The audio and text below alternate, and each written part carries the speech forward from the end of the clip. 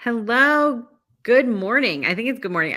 I am like in this vortex, but welcome to another episode of the Event Hustler Show.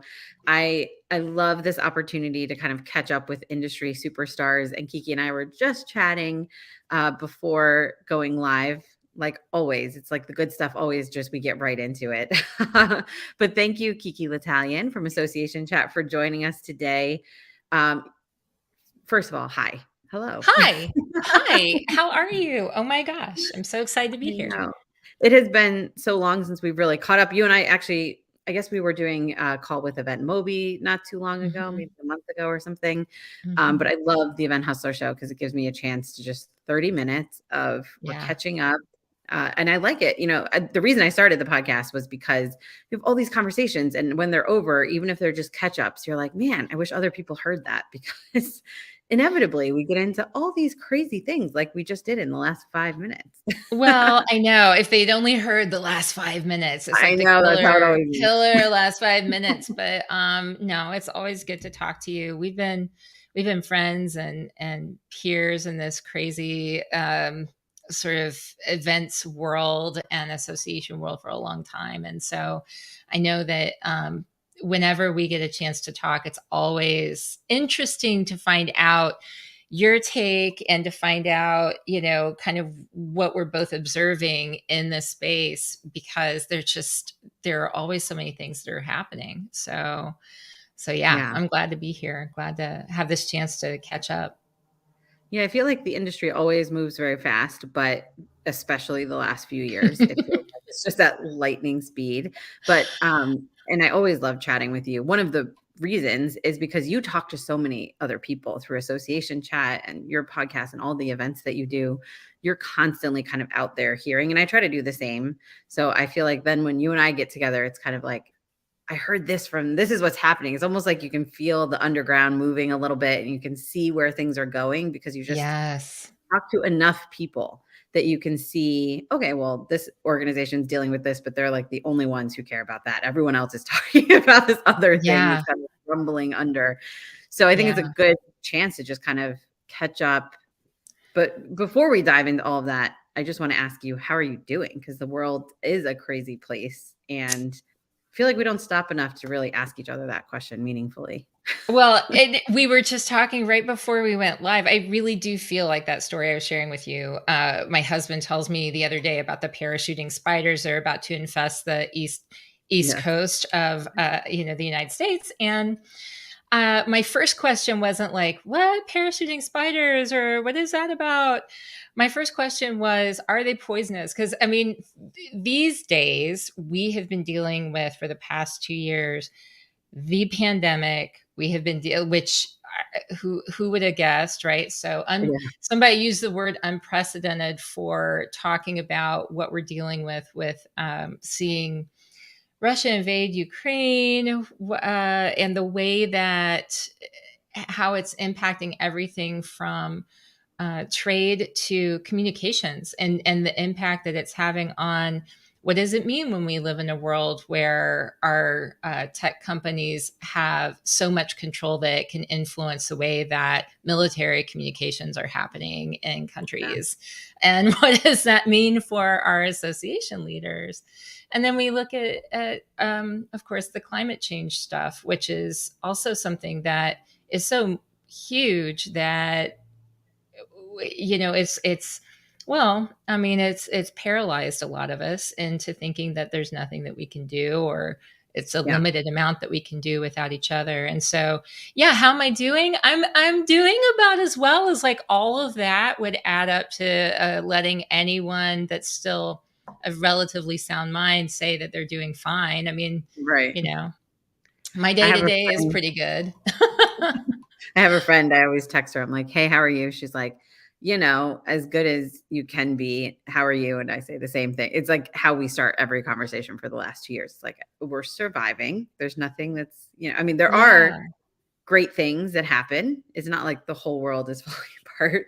Um, but yeah, it's just I think that comment you made about climate change making people feel kind of like stuck.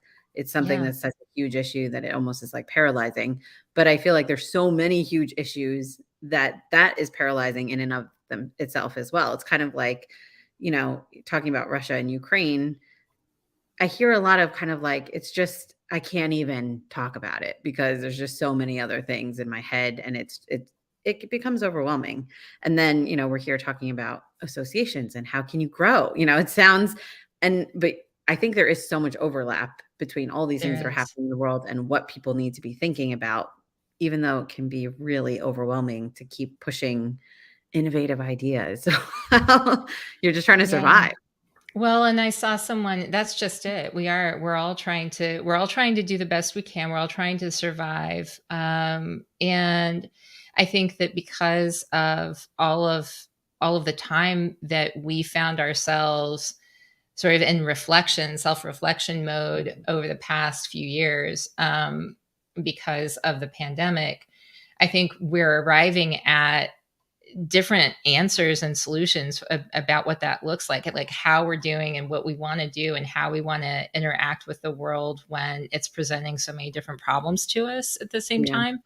We're probably responding to those in a different way than we would have if we hadn't just gone through so much with the pandemic and forcing us to look at things in new ways and to understand the gravity of a lot of it in very real life terms.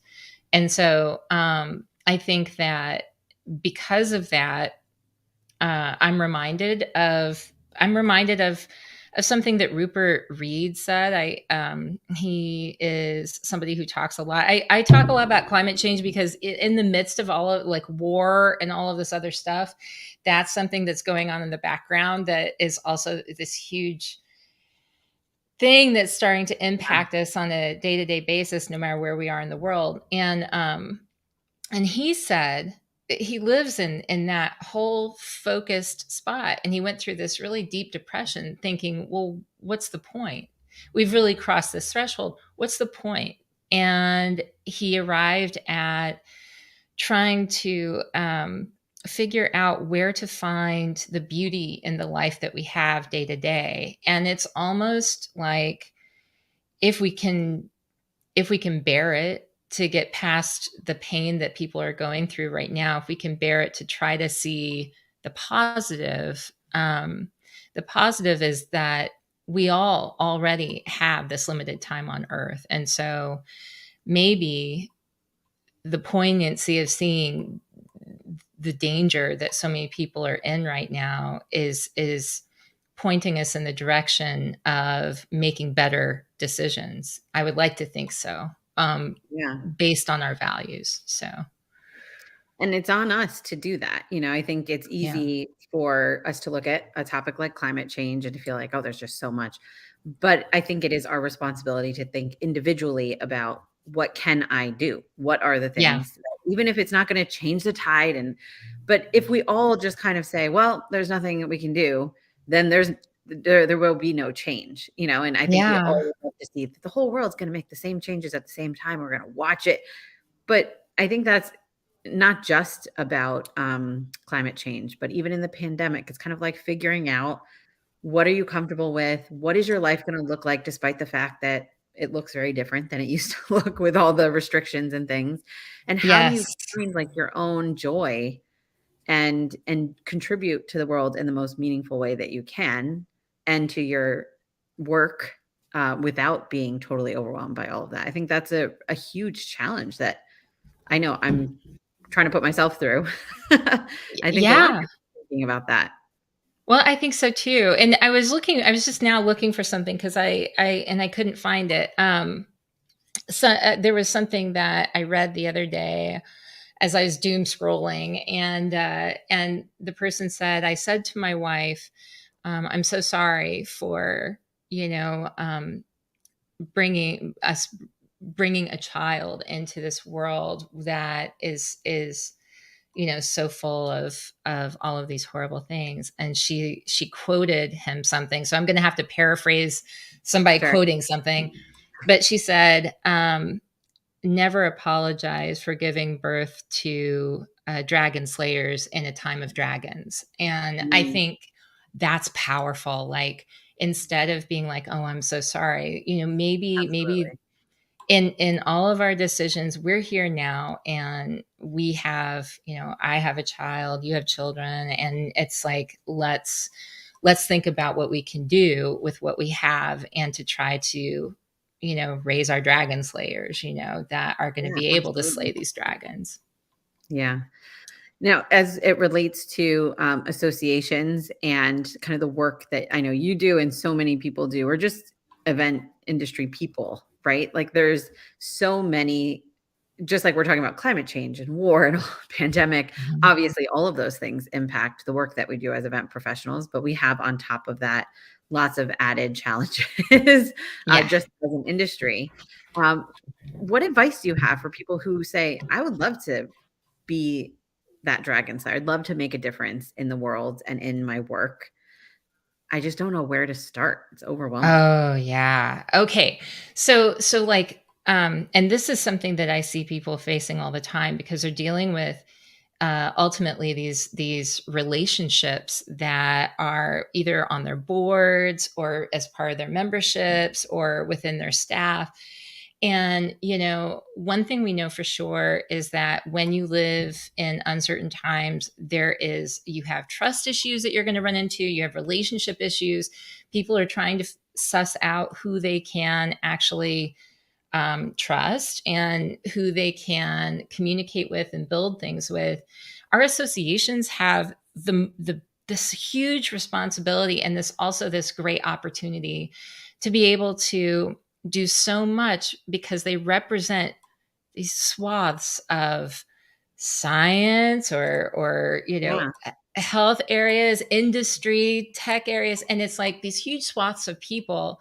So there are these really great opportunities, but what's happening is that our leaders are running into everything from, issues with culture on the work in the workplace, because everyone's had these remote working situations, and they're saying, I want something different.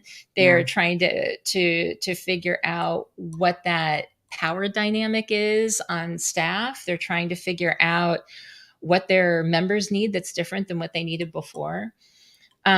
Ultimately, I think what needs to happen is that I think some of the smartest leaders that I am, fortunate to be talking with, they're making decisions about how to really double down on what makes them not just relevant, but makes them important, really important. Mm. Because there's relevance, which is like sort of the bare minimum you need to cross. And then there's like, what's actually something that compels people to want to act and do and be a part of. And so they are focusing on that relationship cultivation and making their organizations and their relationships the number one thing that they're focused on. And so, in a time when we have so much technology that's like sort of taking care of all of these different pieces of the relationship, which is great for streamlining, they're looking at, well, how do I make sure that each of these individuals, sometimes individuals representing companies, understand that they mean something to me and to the organization and to each other. And those individuals, those leaders who are figuring out that they need to cultivate those relationships, and they're really trying to figure out how to make that matter more, um, they're finding greater success, because they're able to have the important communications, the important conversations that allow them to grow and move in a direction in which they need to move. Yeah. I mean, it's one of the things that I hoped would come out of the pandemic is, everything gets taken away from you in terms of, going out and the lifestyle that you used to live, and everyone's working from home, they're spending more time with the family. And I have experienced countless conversations in and outside the industry of people who are saying that gave me just enough breathing room to think that I don't like the way things were working. Right. Technology is great, but to your point, it only manages so much of the relationship. At some point, Yeah. a relationship is about two human beings who are Yes. connected, and that impacts what we want to do with social media and how we view that, with our association management technologies, but also this drive towards humans connecting with each other, and kind of underlying all of that, you see all these bigger issues like climate change and things happening in the world, maybe it's super optimistic of me, but I feel like this is where the change happens, is when people kind of dial back from all of that technology. And obviously, you and I are both big fans of tech, Yeah. but it's about the human connections and learning. I don't know if you saw in the Texie Talk community, but I was posting about these employers who are doing stay interviews. Because to your Mhm. point, Mhm. everyone's leaving, and so the employers are looking at their top performers and say, "What can we do to make you stay here? What is Yeah. it that will attract you?" And I think associations and organizations should all be doing this. We're doing it with our Texie Talk community, just asking people, "Tell me what makes you feel like there's value? What is?" I bet we're doing a ton of stuff that our members don't care about. They just Yeah. I sound mean good on paper.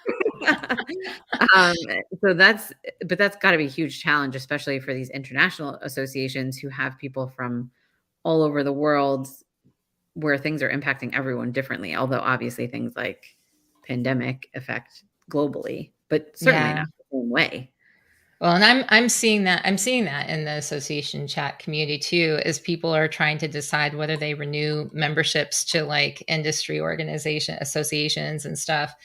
They're trying to figure out what is the value for me there? What has it been? Is it still the same? What's changed? And it's been illuminating for me, because I think these are the questions we always want to be asking and we always should be asking. But it really has now, it's become a time where it's not just, yes, the money part is important, but it's not just that. It's people saying, I'm really trying to narrow down, like I'm trying to make my life more meaningful. Yeah. And I'm really trying to eliminate the stuff that is not adding directly to it. Is this still, does this still have the value that it used to? And you want your members, or whether it's a group, an online group, your association, you want your members to be like, oh, absolutely. I get so much, I have to be a part of that. I can't even imagine not being a member. And if they ask that question and they're really, really struggling with it, even if they eventually come to the idea that, yeah, they're going to go ahead and renew, boy, you better be thinking about like, like Yeah, how do exactly. we make that an easier yes next time? Because if Yeah. that's that excruciating, then there's something wrong. Are Or you that's just seeing? a different organization than what that person needs. Right, right. Yeah, I mean, obviously, you're not gonna be the right fit for every member, but are Yeah. you seeing any trends in terms of what members are looking for, what they find valuable, and what they're saying like, "Okay, I've been paying all these years for X, but it's just Yes. either it's suddenly not as meaningful to me, or I just haven't taken the time to think about it, and now that I think about it, what am I doing?" Yeah, yeah. So one of the big things that's been coming up, and this is the sort of dichotomy that I'm like struggling with myself, and I think a lot of us are, is the role that events play in helping to bring people together, for that networking, Yeah, community building, relationship building, and all of that. And that's such a huge part of what an association does, having that community that's part of the value proposition that makes an association unique. And it being able to build those relationships, also very, very important. When the pandemic happened, and of course everyone, and I say everyone, but like most of us had to shelter in place. We couldn't get mhm, together as easily, and now we're still grappling with what regional rules are. We're in a moment right now, just for future posterity. So if anybody's watching this later, in this exact moment, things are opening up around the U.S. In the meantime, we're seeing in Europe where they opened everything up, and now cases yeah, are rising again. So yeah, but for this moment, for now. we're going into summer, and for many of us in the United States, there's this feeling of hope and wow. My daughter just went to her first day of class, where she was able to see everyone, including her teachers' faces, for the Mhm, first time yesterday. So, going without the mask, and whether we we see a return to the masks and all of the regulations and stuff. People are so fatigued with that. It doesn't even really matter in a way, because Right. the questions we have to answer about that, what we saw is a real shakedown of value proposition for associations during that time. If we can't get together, how are we connecting our people? Yeah. That's really what it comes down to. And if there wasn't a good solution for that, and I'm not just talking about events, for associations, if I were an association, executive director, I would be saying, what, not just what happens if this happens again, but looking over at what's happening with Ukraine and Russia. What's the future hold in like 10 years if our tech companies can decide to either make the internet work for us or not? What does Right. that mean? And so, if we suddenly lost the ability to communicate in the number one way that we do to bring people together, and our primary role is to bring people together, I think that you have to start asking yourself questions about how do we do that if the thing I rely on the most doesn't work. When Yeah. Google goes down for a second, or it goes down for half a day, I remember Yeah. several months ago, it's like my Google Calendar doesn't work. I have no idea what my life is anymore. And it's like, okay, so we need to figure out the plan B, you know? Exactly. And there's been such Um, a push, especially over the last 2 years, to digitize everything. Okay, well, we yeah, can't get together in person because of COVID rules. So let's get everyone online and let's build these right, online communities. And certainly, I think there's obviously value in that. We're not talking about a world, I think, in 10 years where technology doesn't exist. right. But to your point, really thinking about what are the backup plans, but also those backup plans being really important right now because Very important. people want to see face I would love to see you face to I face and know. have, like, actual drink instead of just seeing each other on StreamYard all the time for years. So Yes, I think that piece is really important for associations to cultivate regardless and really for everyone to cultivate regardless of what's gonna like you said, we can't totally. predict the future, but Yeah. we I can mean, start to I'm see looking. what's happening. Yeah, I'm sure, and you're probably seeing this too. Like things, because things are opening up, I have more and more. Like I'm actually start. I can start to think of myself as a speaker who travels again, because like I'm starting to get the Yeah, invitations coming into things again, and which is very strange because I've gone for years now, a couple of years, where it was like I didn't have to start coordinating that, and now I'm like, ooh, how do I get from this engagement to this one? Uh, yep, Fun, and also like I'm not sure I want to build it back into the direction it was in before, but what that tells me is that yes, of course, we want to get together, we want to see each other face to face, but when we're face to face, some of these in-person meetings that I've been going to, there's also a high expectation of making the absolute most of when you're with other people. Like, oh my gosh, if you're not making the absolute most of that time together, or if your rules are preventing people from connecting more, there's a lot of pushback and feedback from folks, attendees, participants. And so, yeah, you need a plan B. You also need a plan C. I mean, if you don't have yes, the ability to mail people directly, and which is a bigger issue with remote workforce being what it is today, if you don't have the ability to reach out in like a couple of different ways, then you should get to work on that, I think, because yeah. we cannot rely on just one avenue all the time. And I mean, this is a pretty big question, deep question, but you mentioned a little bit earlier about technology and their access to just their power, but also their access to information. And Mhm, I know in New mhm. York yesterday, the senators were rolling out just heads up, we're going to be targeted for more and more cyber attacks. And so everyone should change their passwords. And they're kind of, it was just on the net, the news. Yeah, Um, and I think this is another thing organizations have to think a lot about is now you're going to collect even more information potentially about your members, mailing addresses and things absolutely. like that. Yeah. And what are you seeing in terms of that, in terms Oh of my what gosh. associations are doing or need to do? Well, if you remember going back pre-pandemic, GDPR was like the big Yeah. everything. And now, and it still is, right? Like it's even more Sure. so now. But of course, we're all exhausted. We don't even want to remember what that's all about. Yeah. All of these privacy rules, all of these, and increasingly with the remote workforce, because they have different technology and different ways that they're handling LastPass, our data hygiene and the rules that we live by in the way that we interact with our information are becoming more and more important. So companies like Delcor that do things like go in and manage your IT for you. I mean, that's just one thing that they do, Sure. but like they're facing those types of issues because there are more and more people who are working from home. And so how do you ensure the safety and sanctity of your members' information when your company, or your not company, your association, organization as a whole is liable?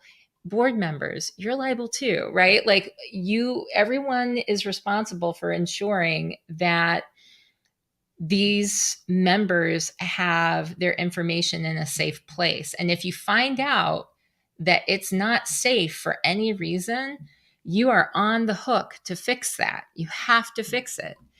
And if, again, if you're in a situation where you're not paying attention to how that works, then you're probably just lining yourself up for a whole lot of hurt in the future. So Yeah. it's better to sort of take your medicine now than to try to wait and hope that you don't ever need it.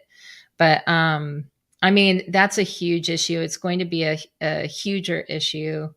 And I think that more and more people are going to be hesitant to share their information. I mean, I know when I go on, I used to just sort of let everything autofill as I was going through, like, oh, yeah, what's my titles? And blah, blah, blah. And now I'm like, who's asking? What are you doing with this? And do I really want this information out there? Because it's like every day I get told about a data breach and I have to Yeah. change my passwords for something. And now I'm like, I don't know, maybe that PDF isn't worth it. And that's Maybe really that webinar is not worth it. Yeah, that's a huge challenge for associations and other brands who rely on that for lead generation. And but I agree, you're not the only one, of course, who's thinking, I don't know, is it like really that question of is it valuable enough to me? I think is being asked by more people about more things now than it Oh, yeah. was Yeah. just even yesterday. It's like every Yeah. day you're questioning, do I want to give my information away? Do I want to participate? You talked about speaking. Do I want to rebuild my whole speaking business the way I had where I was traveling all over the world all the time? And now maybe I don't, what does I that look don't. like? Exactly. Yeah, I don't. Big secret. I don't. I like speaking to people, but I mean, I had a lot of reflection, discovered that I appreciated more, and it was more lucrative for me to focus and stay in Yeah. one spot than it was for me to do all this travel and moving around. And so now it's like, well, I'll do some, but I don't want it to be at the level that it was before. And I also think that it's interesting to see what's happening in the small towns and stuff. I think Mm, the regional focus on community is also an interesting area to look at. I think it's yeah. interesting for a lot of different reasons, but when I see what's happening in the small town I'm a part of, and then I recently went back to, after 10 years, revisited my hometown in Southwest Missouri. The growth that's happening in the small towns in that area as a result of more remote work, people being able to move back Right. and stuff like that. The small businesses that are growing, more life on main streets across the United States, and an uptick in interest in those regional civic organizations, those community driven civic organizations. That's Yeah. very interesting to me, and I think that associations could, you're probably paying a lot more attention at this point as an executive director or CEO of your association to what's going on with your chapters and regional groups. As a former chapter manager, I would say you probably should have been already, but Yes, exactly. but the strength is definitely there in people being able to get together regionally and connect in a way that is meaningful for them in their immediate surroundings. And so I think that's kind of a trend that I think is really important.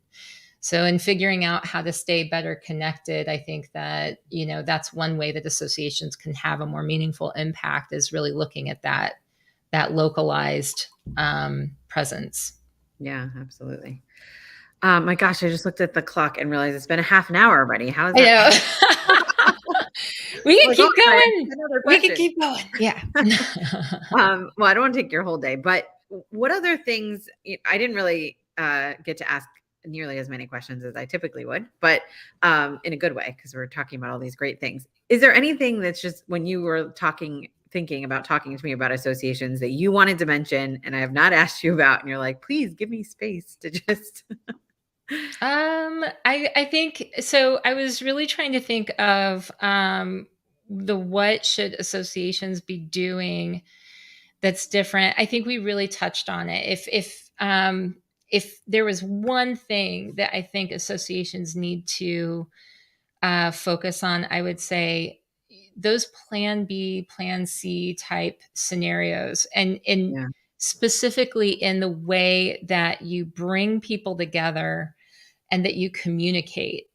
Those are the number one priority in my mind as far as what you need to think of in terms of your responsibility for ensuring the future of your organization, because you can have all the strategy that you want, but if you can't communicate with your members or can't figure out how to bring them together, you're going to struggle. And so making sure that you have the plan B and C in place for how you bring your people together.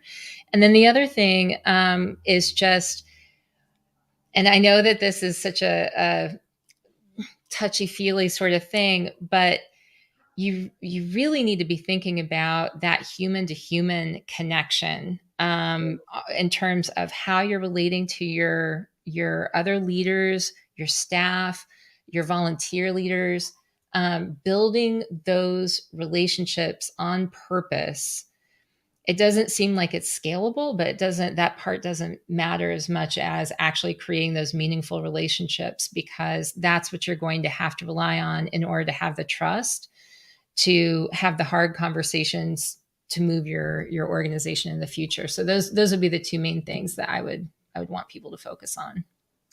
yeah, it's so important. I think that human connection, and I think in general, I think we'll see this focus, as you said, on regional personal connections, a focus on the depth of relationships as compared to scale, like more people, Yeah. more, and I Yeah. think we're seeing that. We've talked about, in-person events becoming the luxury item because of that human Yes. connection, and really being able to charge more for your memberships and grow your association through less people, I think is something we're going to see as compared to just bigger, bigger, bigger. We have to have more I'm people. So we actually I'm all for that. I love the idea of having a very, like, when you do have that limited amount, it is a luxury to be able to know that you won't you will not be able to attend these events without getting to know somehow most of the people there. That sounds to me like a premium kind of engagement, and that's what I would want. I'm yeah, already preparing for the events that I'm going to, so that I can cultivate my own relationships and career. I'm already planning now for months and months and months away, like who I'm going to meet with, what I'm going to do when I'm there. And that's great. I think that's a good thing for all of us. yeah. It So makes me think of the early days of Twitter when I met you. Twitter was a I know small thing. It wasn't this huge global it thing. was. And look at the relationships that we made. I mean, this was 2009, 2010, even a little bit before that. Those have lasted the test of time. And to me, I still look at some of these relationships as the most valuable things that have contributed to my career, whether it's Yeah, financially or just connections and knowing people, you know what I mean? That to me is so absolutely, much more valuable absolutely. than Yeah. anything else I'm seeing right now on social. Well, I've known you over 10 years, and it's because, Yeah, I mean, like our the Twitter connections and all of that, like, and what do? They drove us to want to be in the same place at the same time and meet and do all of these cool meetup type of things and events and stuff in person. It drove those relationships to grow. And because of that, they're stronger, there's trust there.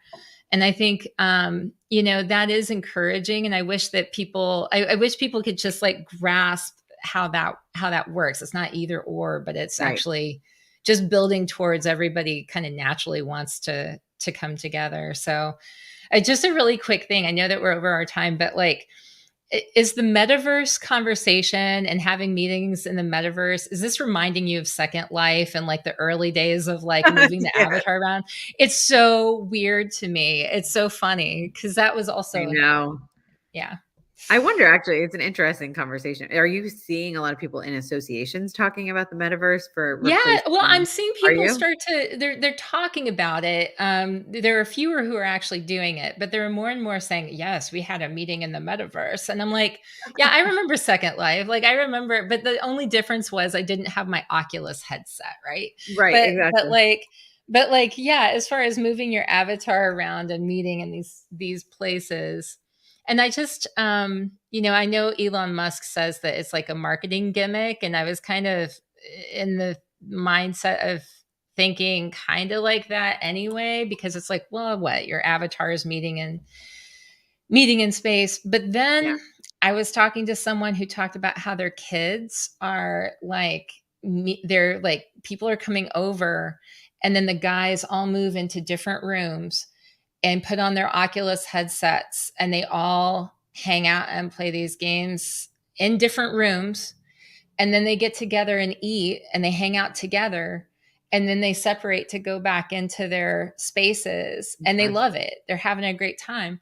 And I thought, you know I don't know if Yeah. it's taking off and people are, and it's working and they get that time together, plus they get to interact in the metaverse. It doesn't seem that different from meeting in Twitter and wanting to get together and eat either. So I don't know. I think that's the key, though, is the both things, having the Yeah, ability to meet in person and have that experience. it is. That's very It's a interesting. perfect example. These kids still want to get together and eat their pizza, right? They still want to Right, hang yeah, out. It's just like this other stuff is happening elsewhere. yeah, other So, cool stuff to see. yeah. Interesting. Yeah. Well, thank you so much for spending some time catching up. I always feel like I learn a lot from you. I'm starting to already think of some Texie Talk stuff we need to be doing and other things with clients. So this is Yay. the benefit of just being able to chat with other great people, people who really know what they're talking about in the industry. So thank you for your time. And thank you to those who are watching. I saw Maya and Abby are watching and others. We love seeing your comments and just I know that this is time for everyone. Everyone's busy. There's a lot going on in the world. I think at some point in this chat, we probably were up against Joe Biden talking about, Oh US my gosh. banning oil imports or something. So thank you. Thank you for being here. Yeah, And we'll have to just catch up very soon again. we will. Thank you, Yeah. my friend. Thank you. Hopefully I'll see you in person very soon. I hope so. I hope that happens. We need to Yeah. make that happen. All right. Well, thank you everyone for joining. We'll be back next Tuesday for another episode of the Event Hustler Show. Definitely check out Kiki and all the great stuff that she's doing on LinkedIn with Association Chat. We'll make sure to put some links in our bio here in our follow up. So thank you so much, everyone, for joining. Have a great day.